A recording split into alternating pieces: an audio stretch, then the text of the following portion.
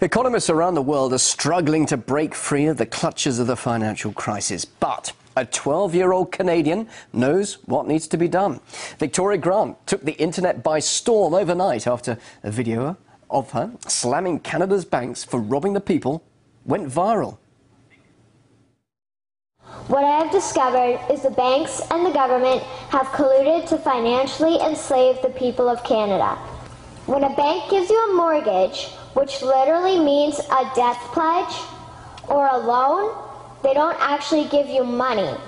They click a key on a computer and generate the fake money out of thin air. It has become painfully obvious, even for me, a 12-year-old Canadian, that we are being defrauded and robbed by the banking system and a complicit government. What will we do to stop this crime? Well, we've got internet sensation Victoria Grant and her mother, Marcia Grant, on the line from Canada right now. So, Victoria, I watched all of your speech. It's quite long. So can you just very briefly tell us what's been bothering you about Canada's banking system? Well, what's been bothering me is that our government has been borrowing money from private banks and putting us into debt. And they're not doing anything about this. So they're just standing by and watching the private banks make us pay compounded interest.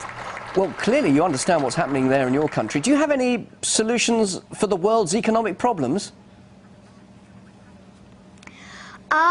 My solution is that we stop borrowing from private banks and we start borrowing from the Bank of Canada with little to no interest. All right, but OK, now you're just 12 years old. Why do you think you understand what's wrong with the economy, that you have the answer and world leaders don't? Well, I've been researching and watching documentaries and like reading books, and it's not that hard to understand once you start researching. And like world leaders, they probably know what's happening. It's just they're not doing anything about it. Why not, do you think? Why don't they care? I think they don't care because they're benefiting from what they're doing to us. All right, now I know your mum's sitting next to you, Marcia. How do you feel about your daughter becoming an internet sensation and now even talking to global news channels like RT? Well, it's been quite exciting. We never knew when this project started what would happen with this, and we didn't actually dream that this would happen. But it's exciting. It's exciting that we're getting people talking and doing their own research. Whether they agree or disagree, they're at least listening and exploring. Well, Victoria, as I said a little earlier, I saw your presentation. It was very impressive. I suppose a lot of people ask you this question. Did you really come up with all these ideas yourself? Me and my dad have been watching documentaries, so I'd be taking notes, and then, you know, like we'd write it down, and then we put it into my speech. So this is the sort of thing you've been discussing. Like we both worked on it. So you've been discussing this with your dad, and clearly it's something that has really taken your interest by storm. And you feel that you definitely have a message to tell not just people of your generation, of your age, but the whole of the world, from what you're understanding now. Yeah. All right. Now, thousands, of course, people around the world will have seen you explaining what's wrong. What about you yourself? Your mum's obviously pretty excited by all of this, but what about the attention on you now?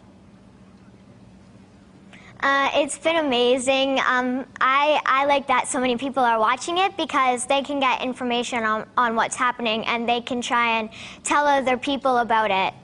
But some people of your age might say economics, finance, all boring, isn't it? Yeah, probably. But what do you say to them? That's actually important for our lives? Well, it's important because if something really bad happens, you know, like we could grow up like living with just like one meal a day if this keeps getting worse.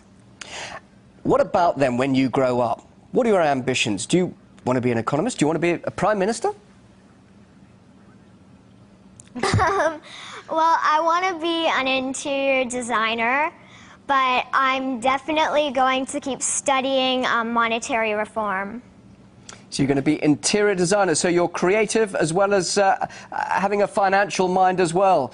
Well, we wish you the best of luck in your career. Thank you very much indeed, Victoria Grant, and also Mother Marcia Grant, joining us live there in Canada. Thank you.